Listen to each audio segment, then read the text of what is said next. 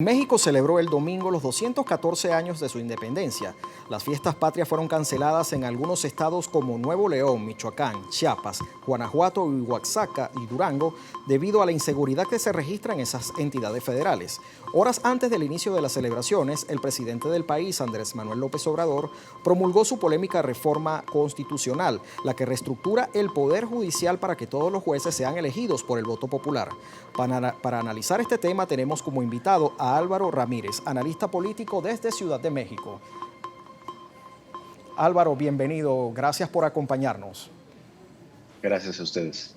Álvaro, ya para comenzar, ¿cuál es tu lectura sobre esto de que la festividad de patrias no se celebraron en algunos estados? ¿A qué se debe esto y cuál es el trasfondo?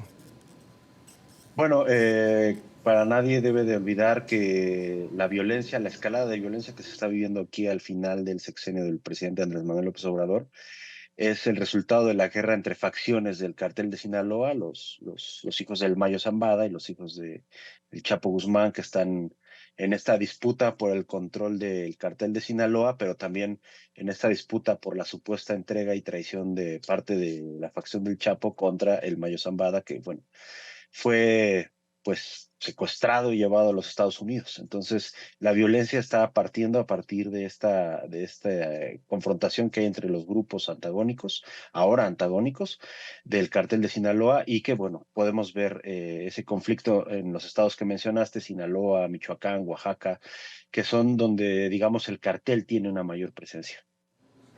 ¿Y cuáles son las políticas que ha aplicado el gobierno de Andrés Manuel López Obrador y los gobiernos estatales para combatir o para tratar de neutralizar a esta situación con el crimen organizado?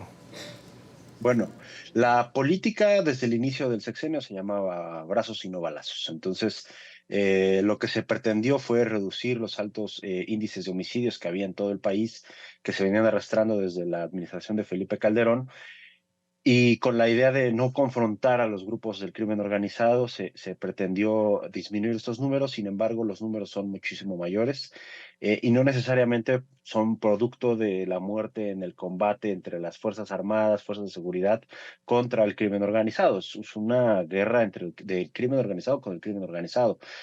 Sin embargo, apenas ayer las autoridades militares en Sinaloa decían que efectivamente, o sea, la fuerza pública no está haciendo nada. La fuerza pública lo que está haciendo es resguardar a la ciudadanía para que literalmente no queden en el fuego cruzado del crimen organizado, porque pues no es un conflicto contra el Estado mexicano, no es un conflicto contra las Fuerzas Armadas mexicanas, es un conflicto entre las facciones, pero lo interesante es ver a la propia autoridad militar diciendo, bueno, pues yo nada más estoy viendo, ¿eh? Yo solo soy aquí un referee, yo nada más cuido que no le peguen a los civiles y de ahí en fuera, pues dense ustedes, ¿no? Esa es la política que estamos viendo hoy. Álvaro, y ya cambiando de tema, entrando en el tema de la reforma judicial, ¿por qué López Obrador fue tan directo y, digamos, buscó la celeridad en la aprobación de esta reforma constitucional? Bueno, la reforma es un tema que venía cantándose desde mediados del sexenio, por ahí del 2021, en la que evidentemente Andrés Manuel López Obrador empezó a tener reveses políticos, por así decirlo, en cuanto a reformas de ley. Pasa que también creo que al presidente nunca le explicaron o si le explicaron lo transformaron totalmente en algo negativo, que son los controles constitucionales que hay al final del día.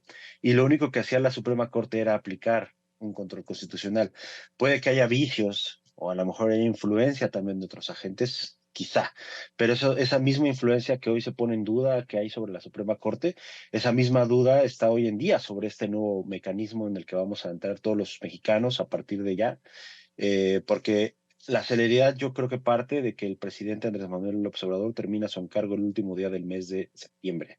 A partir del 1 de octubre entra al cargo la presidenta electa Claudia Sheinbaum, primera mujer presidenta en México y en el hemisferio norte. Entonces, la premura era esa, terminar de hacer su cuarta transformación con una gran transformación en los tres poderes de la Unión, el Ejecutivo, el Legislativo y el Judicial, y siendo este último, el Judicial, el que más trabajo le había costado reformar, pero el que sin dudas puede traer, no quiero decir consecuencias negativas, pero sí puede traer como un riesgo no sé, en el Estado de Derecho mexicano ante actores nacionales, actores internacionales. ¿Y cuál sería el impacto de esta reforma judicial que permitiría a los jueces ser electos por votación popular en la sociedad mexicana?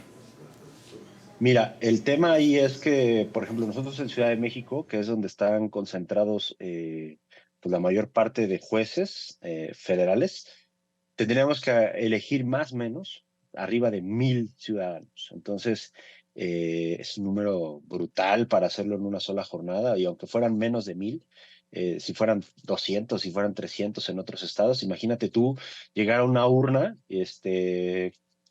una persona adulta mayor, vámonos así, que difícilmente sabe quién es Pedro Pérez, Juan López, y que tiene que elegir entre una lista de 300 personas, tiene que elegir solo a 30, ¿no? Entonces imagínate lo que va a hacer eso.